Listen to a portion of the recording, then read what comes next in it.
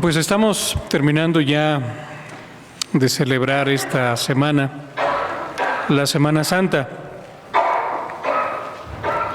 Como decíamos en un principio, lo que tratamos de hacer fue ir recorriendo estos eventos a través del Evangelio según San Mateo, y durante la semana tuvimos varias predicaciones en las que se hacía énfasis sobre las palabras pronunciadas sobre el Señor Jesucristo y el significado que había detrás de ellas.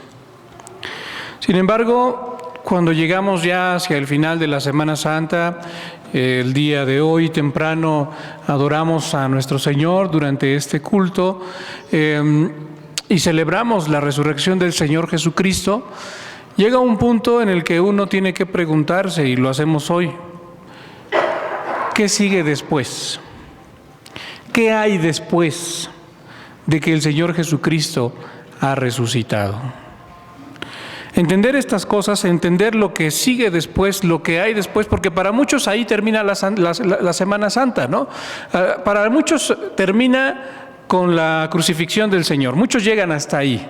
Nosotros como cristianos sabemos perfectamente bien que nuestro Señor no permaneció en la tumba. Y vamos un poco más allá y notamos lo que las Escrituras nos dicen respecto a que el Señor Jesucristo se levantó de entre los muertos. Las mujeres fueron, como lo veíamos en la mañana, y no encontraron el cuerpo de su Maestro. Pero para muchos ahí termina. Dicen, bueno, Jesucristo resucitó, gloria a Dios, alabémosle por ello, exaltémosle por ello, pero si notamos lo que la palabra de Dios quiere decirnos, nos muestra que hay todavía algo más. Algo que a veces no relacionamos con los eventos de la Semana Santa, pero que los evangelistas sí lo relacionan con los eventos de Semana Santa. De hecho, culminan con esta cuestión los evangelistas. Para entender un poco cómo existe esta conexión y forma parte del plan divino también, que no solamente nos quedamos hasta la resurrección, sino que hay algo más, debemos comprender que nuestro Señor Jesucristo, desde antes que fuera aprendido, le había dicho ya a sus discípulos: después de que yo resucite, acuérdense que les había dado el panorama completo diciendo: yo seré aprendido, yo sufriré, yo seré muerto, pero resucitaré al tercer día. Les da el panorama completo. Pero en el Evangelio según San Mateo, capítulo 26, versículo 32, les dijo de la siguiente manera: todavía no pasan estas cosas, pero les dice: después de que haya resucitado, iré delante de vosotros, ¿a dónde? A Galilea. Él está dando por cierto, él está diciendo, llegará el momento en el que sucedan todas estas cosas, pero después resucitaré, y ahí no se termina todo. Quiero verlos de nuevo en Galilea, quiero encontrarme con ustedes en Galilea. Ahora, quizá muchos de nosotros nos han dicho alguna frase así más o menos alguna vez, ¿no? Oye, quiero hablar contigo. ¿Te parece bien si te veo en tal lugar? Pero no nos dicen nada, absolutamente nada, acerca de lo que van a platicar con nosotros. ¿Qué es lo que usted siente en su corazón cuando le dicen simplemente quiero platicar contigo? O los jóvenes cuando sus papás les dicen al ratito cuando llegues a la casa tenemos que hablar. Pues uno normalmente está todo el tiempo pensando, ¿qué me va a decir?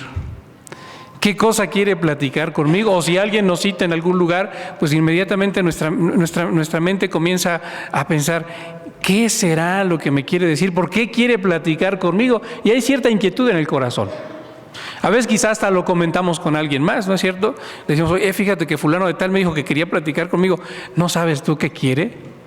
Así preguntamos a veces, ¿no? Yo me imagino que esto no lo dice la palabra de Dios, pero es natural en el ser humano, que el ser humano comience a preguntarse, a inquietarse sobre ¿qué querrá? ¿Qué es lo que quiere?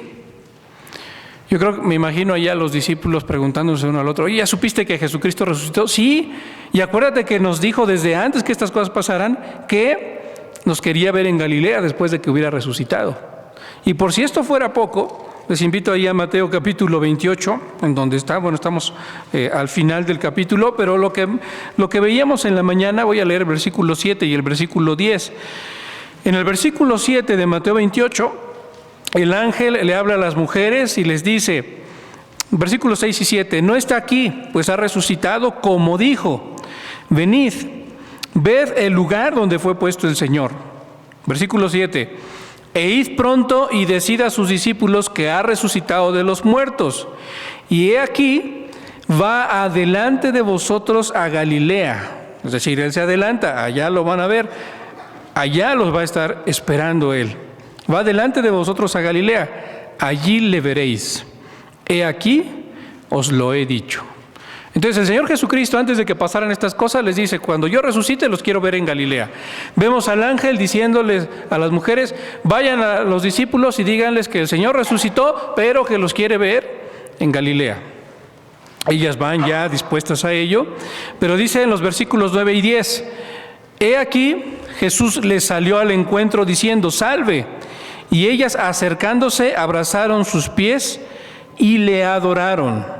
Esa actitud es importante porque la vamos a comentar más adelante. Abrazaron sus pies y le adoraron. Entonces Jesús les dijo: no temáis, id, dad las nuevas a mis hermanos, y otra vez, para que vayan a Galilea. Allí me verán. Hay una insistencia, como lo vemos, ¿no? Ya en 3 ocasiones, una por el Señor Jesucristo, una por el ángel y otra vez después por el Señor Jesucristo, diciéndoles: ya he resucitado, pero yo quiero verles en Galilea. Entonces podemos imaginarnos todo eso en el corazón de los discípulos. ¿Qué quiere el Señor Jesucristo? Ya resucitó, es momento quizá de que ascienda al Padre, pero el Señor Jesucristo no quiere hacer eso todavía. Para Él es muy importante, y lo vemos ya en 3 ocasiones en el Evangelio según San Mateo, le está diciendo a sus discípulos: espérense, yo quiero verlos de nuevo en Galilea. Él tenía un mensaje muy importante que darles. No ascendería Él al Padre hasta que les dijera lo que tenía que decirles, lo que quería decirles. Y ese mensaje lo encontramos en los versículos 16 al 20. El evangelista lo narra de la siguiente manera. Dice: pero los 11 discípulos, acuérdense, ya no estaba Judas, los 11 que quedan, se fueron, ¿a dónde? A Galilea, ¿no? Ya si se equivocaban y se iban a otro lugar ya sería mucho, ¿no? Porque había sido muy claro que quería verlos en Galilea. Ellos van a Galilea y Jesús había sido muy específico, no se nos dice en qué momento, pero les había dicho que en un monte de Galilea allí les vería. Esto es muy importante porque acuérdense que el Señor Jesucristo había llamado a sus discípulos estando en un monte, en el Sermón del Monte, y ahora dará estas palabras también en un monte. No sabemos exactamente dónde fue, pero el Señor Jesucristo les indicó que en un monte de Galilea allí les vería. Entonces ellos van hacia allá. ¿Cuál es la primera reacción de los discípulos cuando se encuentran con el Señor Jesucristo? Cuando se encuentran con su Maestro. Si lo notamos, es la misma reacción que habían tenido las mujeres también cuando se encontraron al Señor resucitado. Y es la primera actitud y la primera acción que nos hace identificarnos como iglesia. ¿Cuál es esa actitud? Una actitud de adoración. Eso es lo que debemos hacer como iglesia ante nuestro Señor Jesucristo. Cuando nos encontramos con Él, con el resucitado, entonces nuestra actitud inmediatamente debería ser una actitud de adoración. Eso implica reconocerle a Él como Señor, eso implica reconocerle a Él como Dios, como el que está por sobre todas las cosas, como que el que gobierna nuestra vida y al cual le debemos absolutamente todo. Los discípulos entendían esto. Después de la resurrección, ellos entendieron que lo que ellos le debían al Señor Jesucristo no era otra cosa sino adoración. Aunque note que allí el versículo 17 nos deja ver algo que nos comentaba nuestra hermana por la mañana, esa mezcla en la humanidad, ¿no? En el ser humano. Porque sí, le adoran, pero dice allí, algunos dudaban. Al final de cuentas, son discípulos de Jesucristo, le han seguido, le aman con todo su corazón, le están adorando ahora, pero como todo ser humano, pues ellos están mostrando aquí lo que hay en su corazón. Dudaban. No sabemos exactamente que dudaban. Algunos comentaristas dicen que realmente estos hombres no estaban dudando que Jesucristo hubiese resucitado, sino que lo que dudaban era que fuera Él. Y eso lo sacan del contexto, está muy bien porque se deja ver un poco ahí en el contexto, porque dice el versículo 18 que Jesús se acercó y les habló. Es decir, pareciera que en primera instancia cuando ellos se encuentran con el Señor Jesucristo donde Él les había mandado, estaban todavía un poco lejos cuando ellos se inclinaron a adorarle. Y por eso quizá es que muchos dudaban si era Él o no era Él. No dudaban de la resurrección del Señor Jesucristo, sino si era o no era. Entonces Jesucristo, como dice el versículo 18, tuvo que acercarse hacia ellos. Y eso sigue mostrándonos la misericordia de nuestro Señor hacia su iglesia. Se acercó. Ahora, no solamente se acerca a ellos, y esto es muy importante, porque ellos le están adorando. Y podríamos decir aquí, si esa fuera la única tarea de la iglesia, el Señor Jesucristo simplemente hubiera esperado a que ellos terminaran de adorar, o hubiera simplemente estado así pasivo, dejando que lo adoraran por el tiempo que fuera necesario o por el tiempo que ellos quisieran.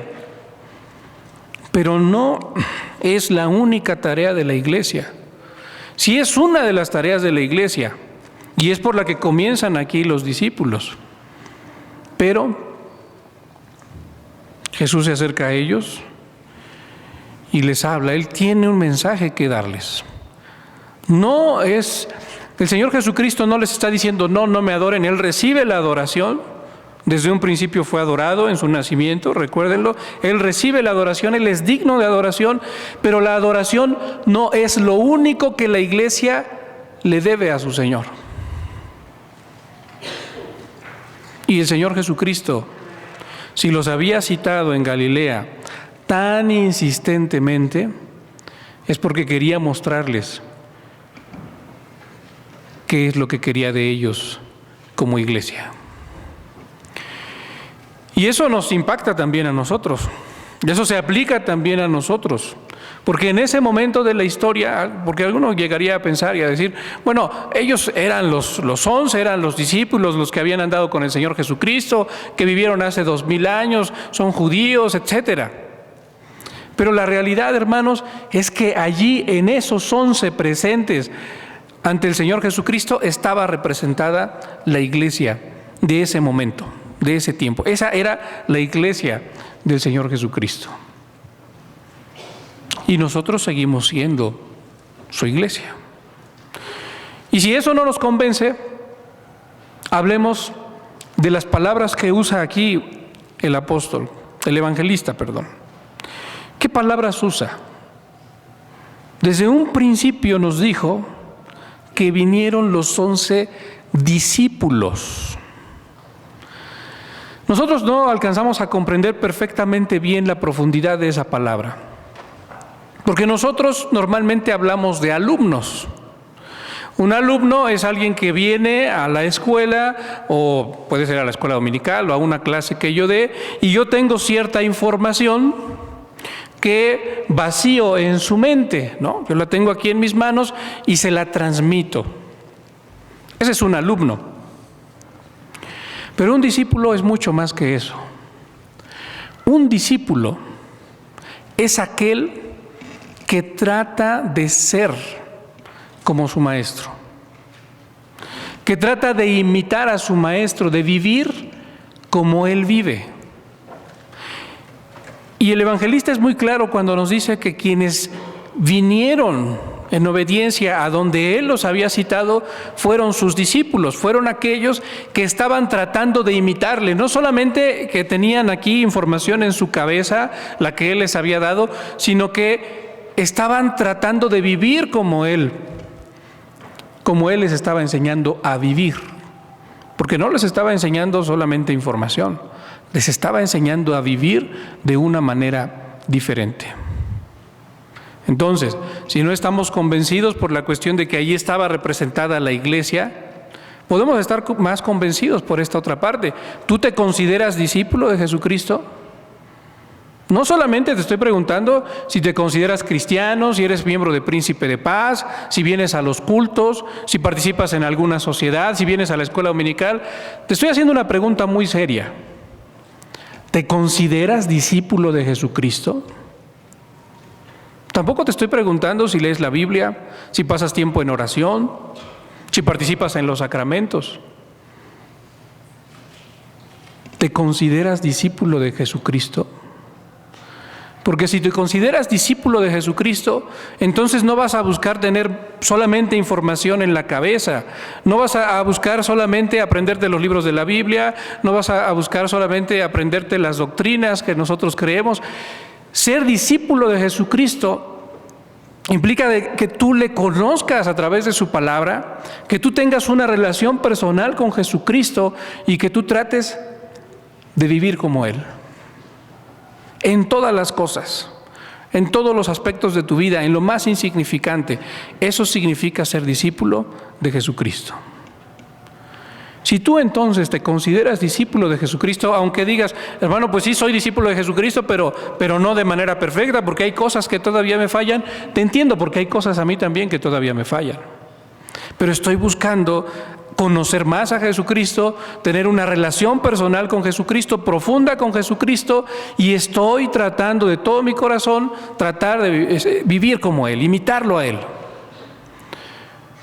Sé que no soy lo suficientemente fuerte para eso, pero el Espíritu Santo lo está obrando en mi corazón.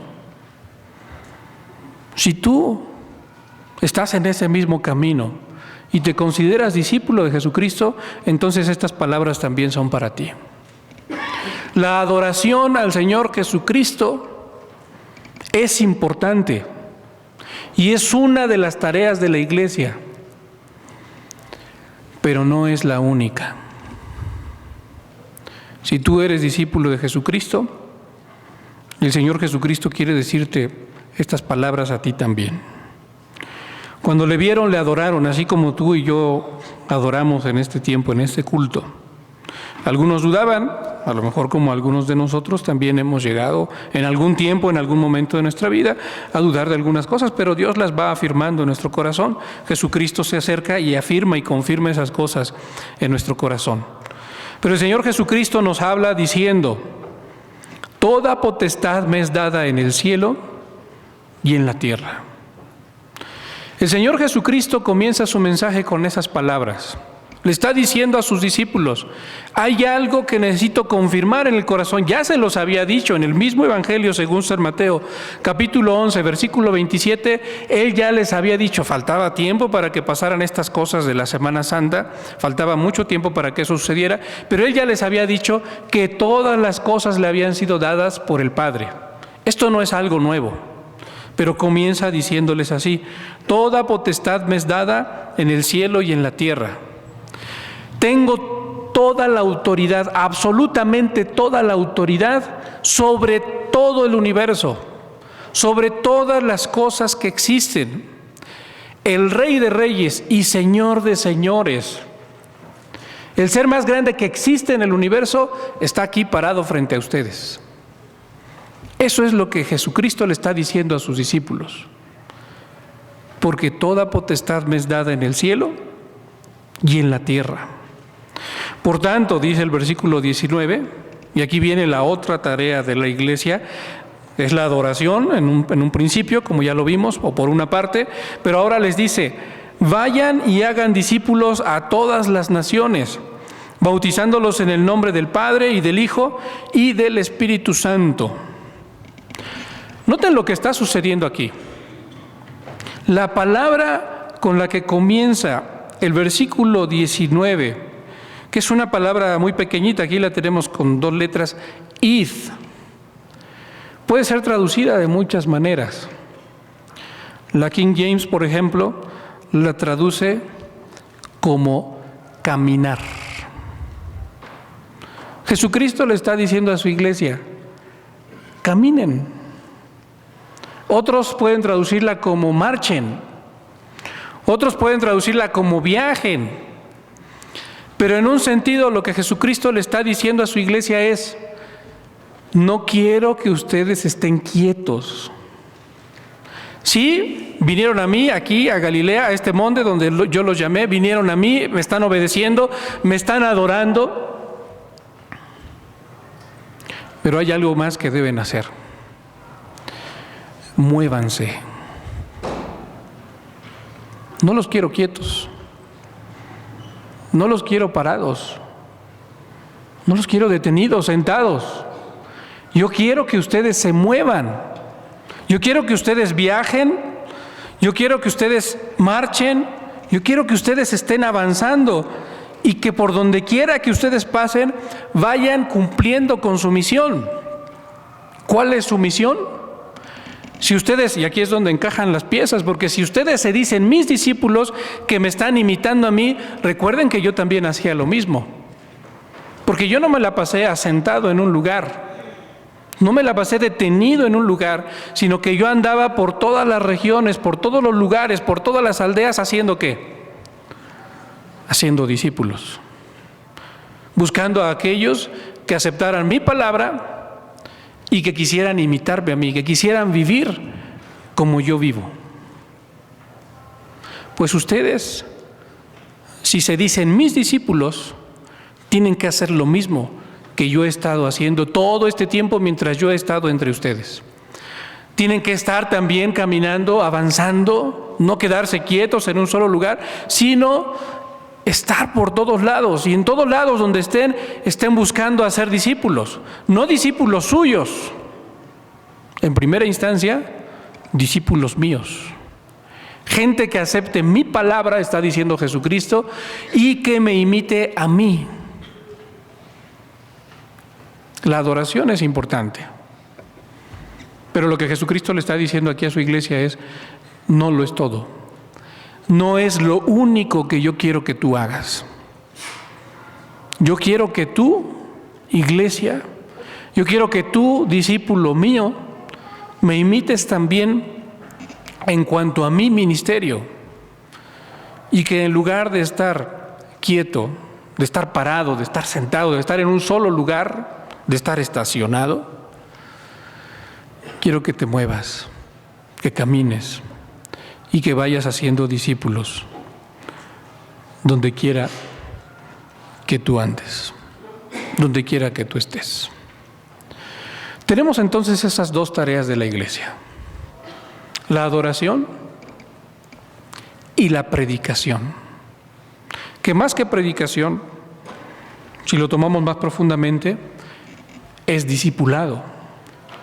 No es solamente ir y anunciar un mensaje, por ahí se comienza.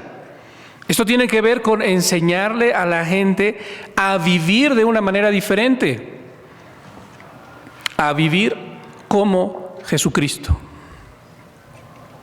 Esas son las dos tareas de la iglesia que Jesucristo nos está mostrando aquí. Me debes adorar, pero también debes hacer otros discípulos. ¿Quién te lo está mandando? El soberano de toda la creación, porque toda potestad me es dada en el cielo y en la tierra. El dueño de todas las cosas que existen te lo está mandando, te lo está ordenando. Muchos de esos discípulos habían mostrado y nos siguen mostrando en este pasaje su humanidad. Pasaron por tiempo de temor, de incertidumbre, de incredulidad. Y Jesucristo le está encargando esta tarea. Entre estos hombres hay uno que le negó 3 veces en la misma noche.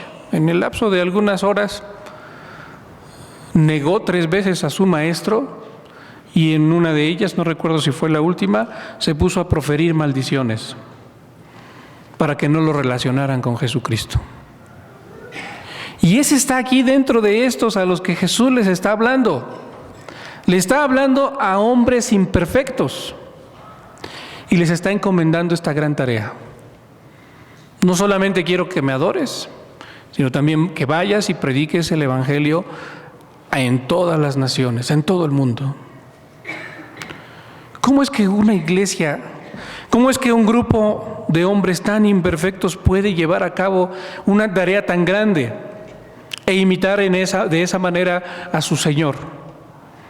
Bueno, por eso el Señor Jesucristo les dice en el versículo 20, enseñándoles que guarden todas las cosas que yo os he mandado, ese es el verdadero discipulado, pero les dice, y he aquí, yo estoy con vosotros todos los días hasta el fin del mundo. Lo que Jesucristo le está diciendo a su iglesia es, me debes de adorar, debes predicar mi palabra, debes hacer más discípulos, pero debes recordar siempre que esa tarea no la harás tú solo.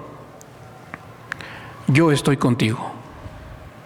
Tú eres una iglesia imperfecta, ustedes son discípulos imperfectos con los cuales voy a seguir trabajando todavía, porque en las cartas que vemos en el Nuevo Testamento vamos viendo cómo ellos van creciendo también espiritualmente. El Señor Jesucristo no los abandona, sigue trabajando con ellos, sigue trabajando en ellos, y en su gran misericordia y en su gran bondad los usa para predicar el Evangelio, y mucha gente llega a los pies de Jesucristo. Ellos obedecieron y Jesucristo cumplió su promesa.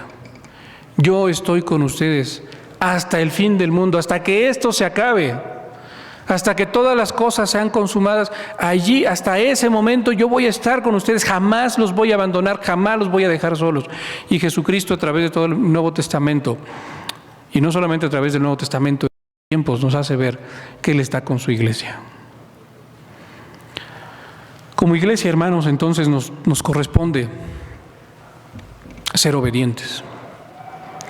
Y yo quiero hacerte esta pregunta a ti como parte de esta iglesia, Príncipe de Paz, también a nuestros hermanos que nos visitan.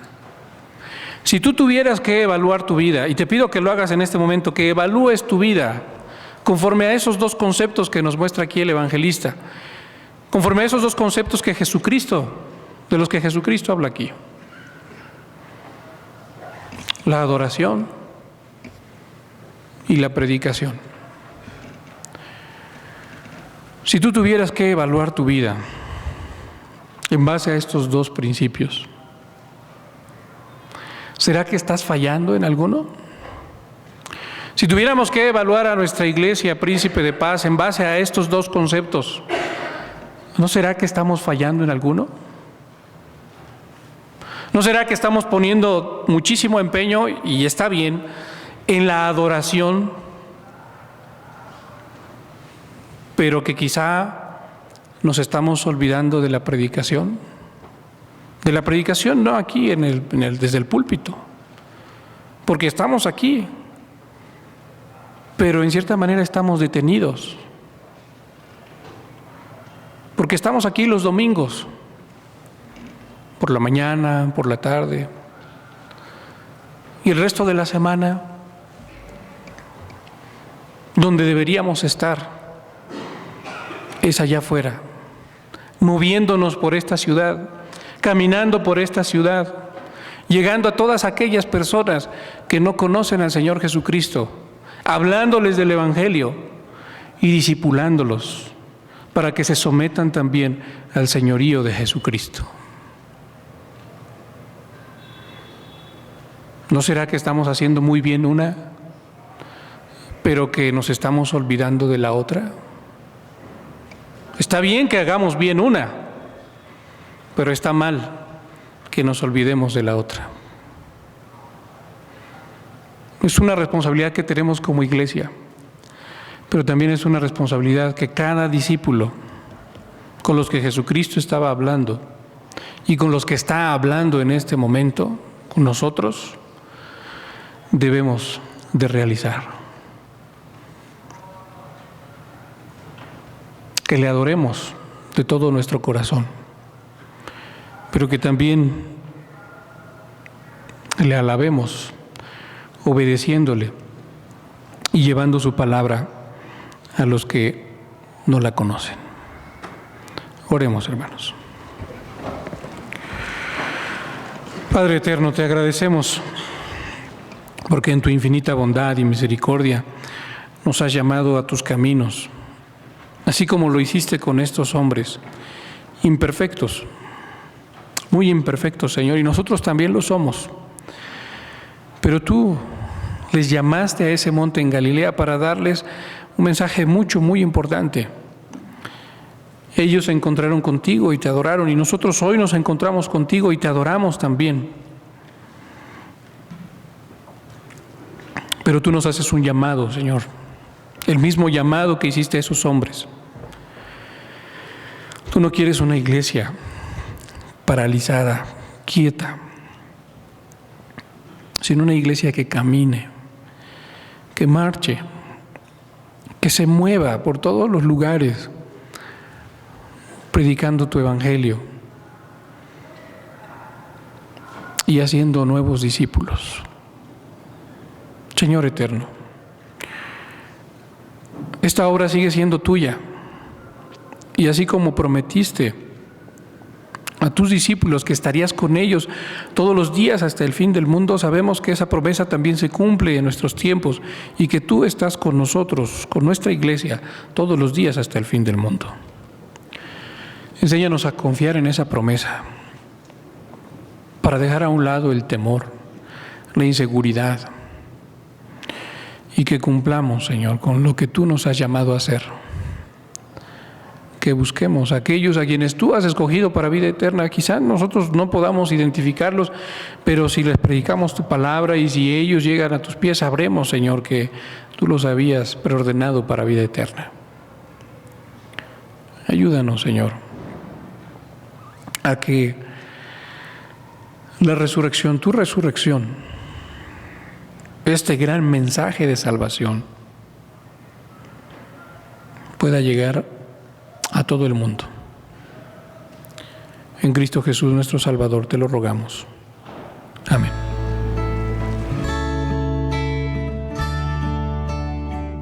Iglesia Nacional Presbiteriana Príncipe de Paz, ubicada en Humboldt número 50, Colonia Centro, México DF. Si desea mayor información, puede comunicarse al 5518-6114 y 5518-5900 o en la página de internet www.inp-principedepazcentro.org. Recuerde que esta puede ser su iglesia.